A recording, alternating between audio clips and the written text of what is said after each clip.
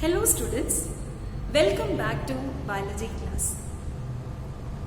In the previous classes, we discussed about what is reproductive health, we discussed about population explosion, we discussed about the various birth control measures or the various contraceptives, and in today's class, let us discuss about medical termination of pregnancy, or in short, MTP. Now what is MTP? MTP means induced abortion. It's also called as induced abortion. Induced abortions. Right? Well, let's see, how can we define medical termination of pregnancy? Medical termination of pregnancy is the intentional or voluntary termination of pregnancy before full term. What is that? Intentional or voluntary termination of pregnancy before full term. What does it mean? You know that. What's the full term of pregnancy in human beings? 9 months, 9 days. Right? 9 months, 9 days is considered as the gestation period in human beings. If the pregnancy has to be terminated before the completion of these 9 months, that process we call as medical termination of pregnancy. Okay, now, or induced abortions. Now, this medical termination of pregnancy cannot be done any time, right? It cannot be done any time, and it cannot be done by any doctors or gynecologist. Gynecologist has to take prior permission, or she has to get convinced the need for doing that. Then only this MTPs can be done. Now this MTP was legalized by the government of India in the year 1971. And it can be done, or it is safe only if it is done before the completion of 12 weeks or the first trimester. 12 weeks or first trimester. You know that 9 months can be divided into 3 semesters. The first one is 1st to 3rd month. Second trimester is 3rd to 6th month, and the 3rd trimester is 6th to 9th month. So, if at all medical termination has to be done, it has to be done before the completion of 12 weeks. Now, can you just tell me what must be the reason for that? Why it can't be done after 3 months, or why it can't be done after 12 weeks? We have studied that in embryonic development, features of embryonic development, we have studied that the first month what happened, the embryos or the fetus heart starts beating. Then second month, limbs and digits will be formed. And by the end of the 3rd month, almost all the organ systems will be developed. So once the organ systems are developed, it is difficult to get this MTP done. So MTPs are considered safe only during only if it is done before the completion of the first trimester or the first 12 weeks. It has to be done within that time.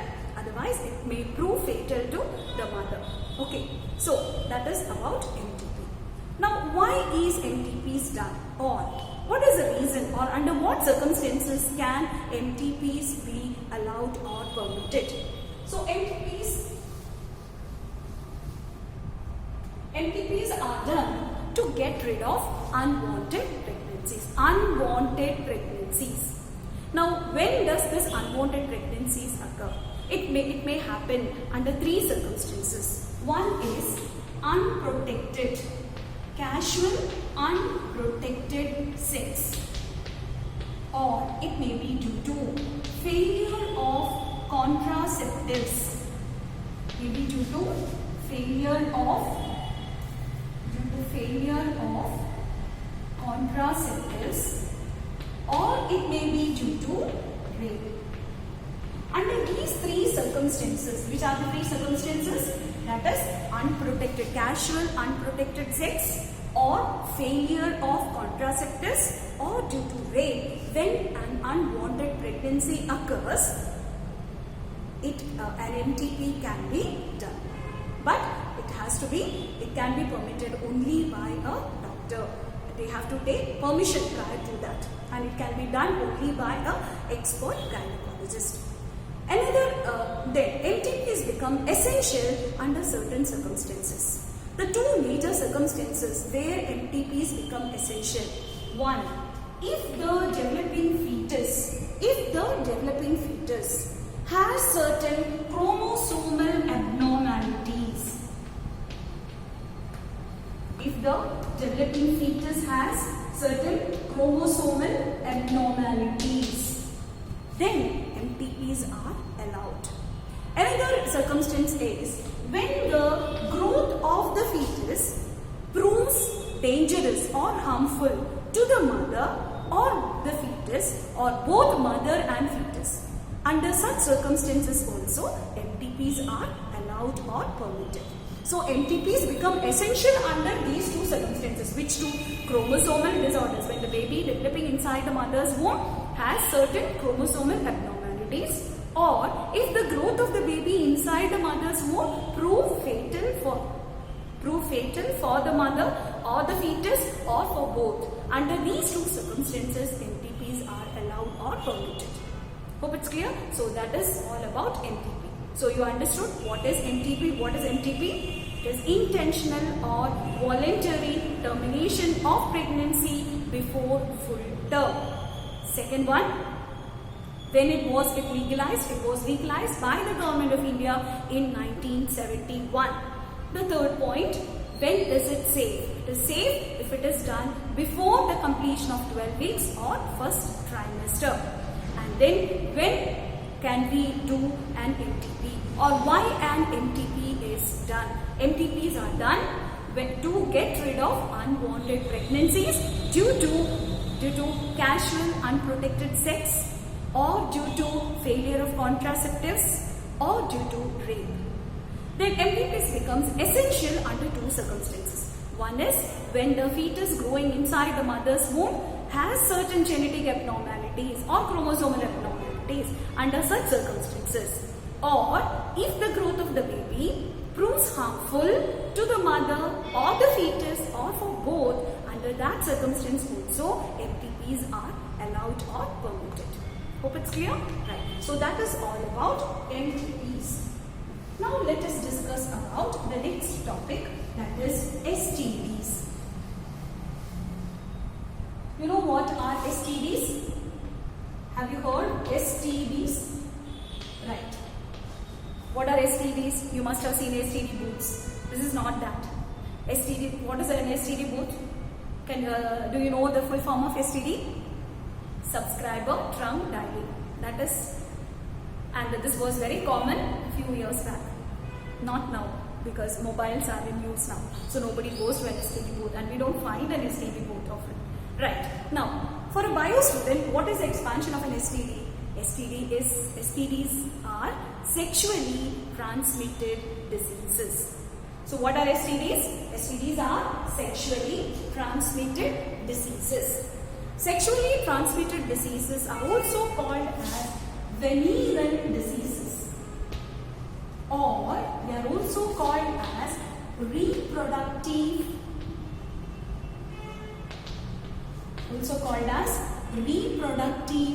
tract infections. Hope it's clear? STDs are also called as venereal diseases or reproductive tract infections. The short form of reproductive tract infection is RTI.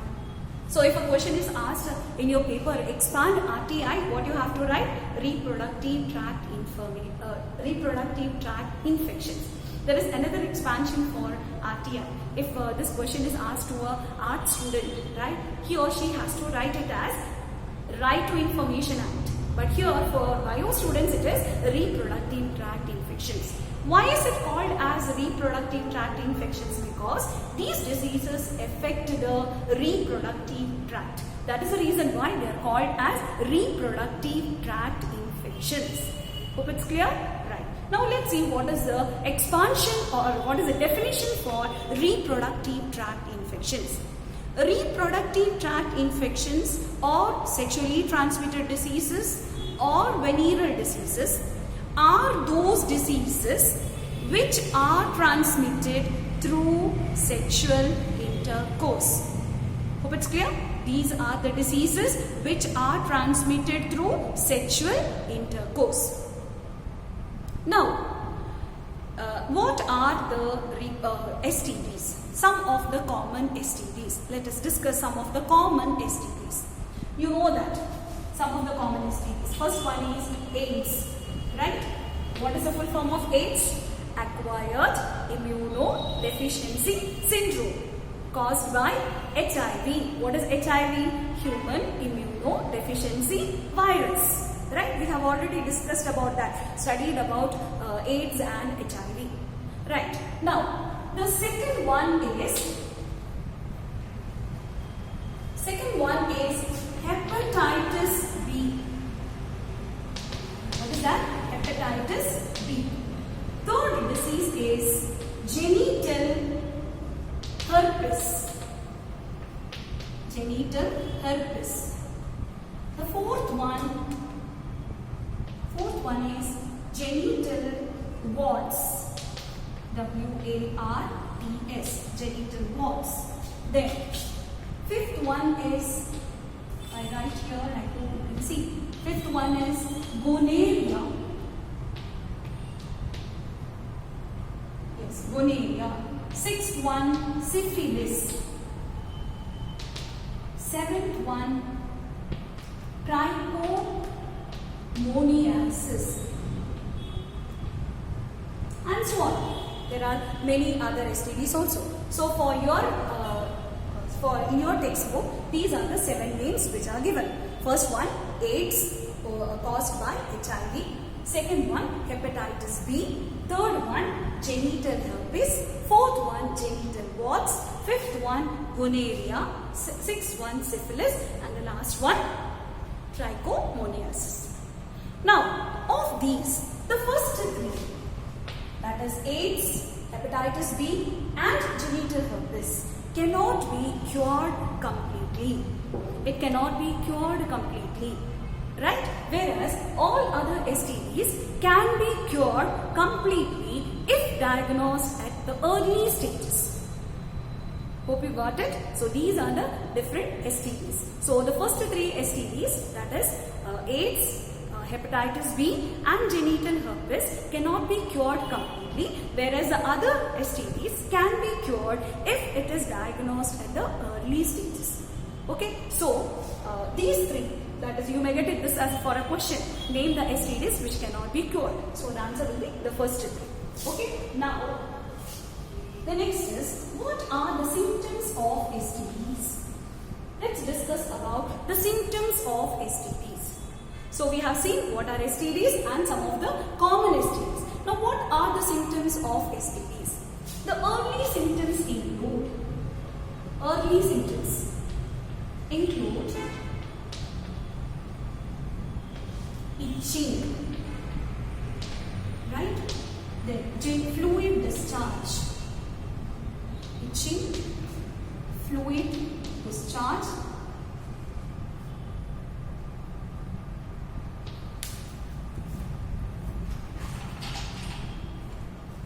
Fluid discharge, slight pain,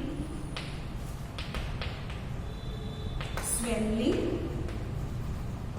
etc. in the genital region. Very important. So these symptoms are found in the genital region. Itching in the genital part or the sex organs, a fluid discharge or a slight pain or swelling. These are some of the early symptoms of STDs.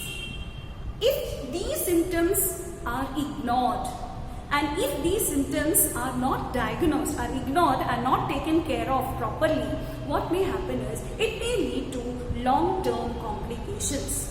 Now what are the long-term complications? The long-term complications include PID. PID means pelvic inflammatory disease. pelvic inflammatory disease. Second one, abortions. First one is PID. Second one, abortions. Third one, stillbirths.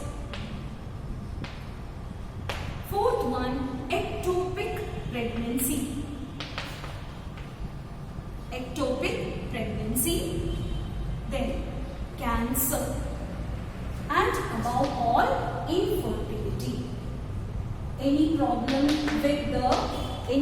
with the reproductive tract or the genital organs may lead to infertility. What is infertility? Inability of the couple to produce children. That is called as infertility. We will be discussing about infertility in the next class. Okay.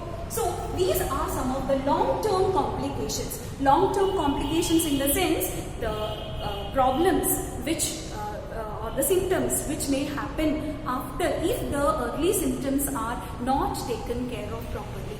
Okay, so you have to study about the early symptoms of STD as well as the long-term complications. Hope you got it. What are long-term complications? Long-term complications include PID, abortions, stillbirths, ectopic pregnancies and cancer. Okay, now what is abortion? Abortion means fertilization may take place but implantation does not occur.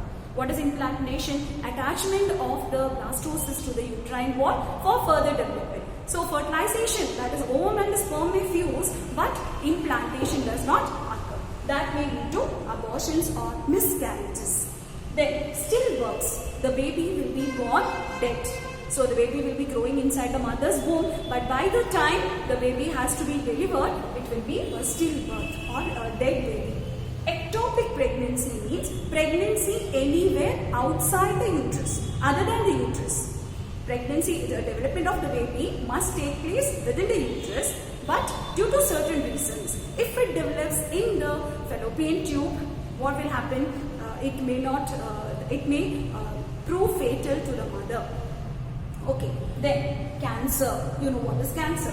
And then infertility. Any problem with the genital organs or the reproductive tract leads to infertility. So these are the long-term complications. Hope you understood. Right. Now, STDs are found to be very common among the age people in the age group of 15 to 24. Age group of 15 to 24.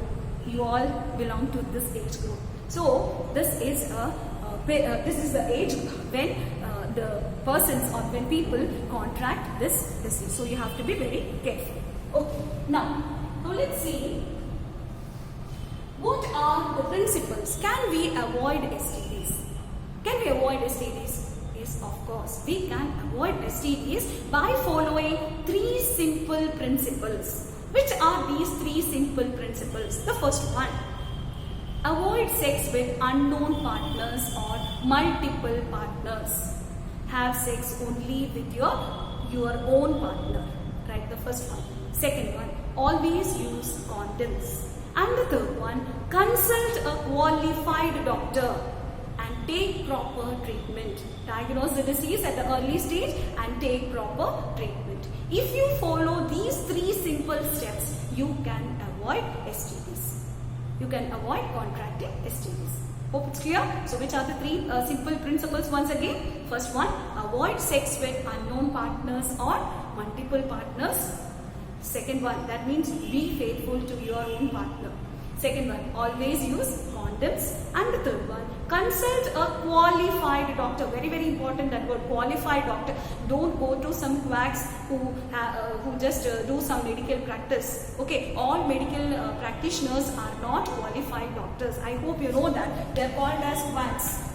Right? Quacks are not, they will be practicing as doctors. They have some knowledge about medicines and all that, but they are not qualified doctors. So don't go to such doctors. Okay, you have to go to a qualified doctor, diagnose the disease and take complete treatment so that you will be completely cured from STDs. Hope it's clear. So what are the points that we discussed today? First we discussed about MTP, then we discussed about sexually transmitted diseases. MTP is very important from examination point of view. What is MTP? When is it safe? Then why MTP, or under what circumstances MTP STDs are done. Then after that we discussed about sexually transmitted diseases, which are, what are sexually transmitted diseases? They are also called as venereal diseases or reproductive tract infections. We saw some of the examples of STDs, and you know that there are 3 STDs which cannot be cured completely. Which are they? AIDS, genital herpes and hepatitis B. Then we have seen the symptoms, early symptoms as well as the long-term complications of STDs. And finally, we have discussed about the 3 simple steps which can be followed in order to prevent STDs. Okay, so hope today's class you have understood. Okay, fine. Thank you.